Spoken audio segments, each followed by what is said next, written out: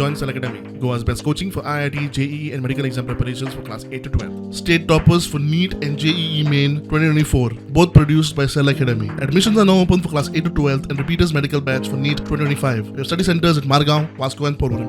Today we have gathered here at Samatai's Panchayat, a meeting called by the Panchayat because they said that 2 rabid dog cases are caught and this kind of panic building up. So to educate the villagers, what is to be done once a dog bites you?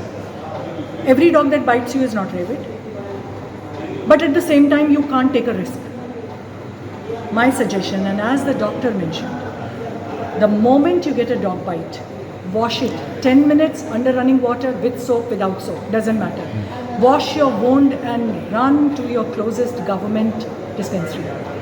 Start on your anti-rabies. Please do not miss your doses.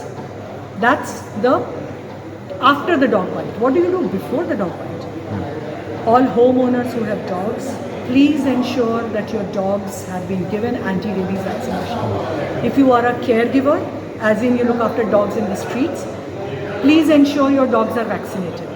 If for lack of funds or anything else that you cannot, connect with your closest NGO. We'll be more than happy to sponsor.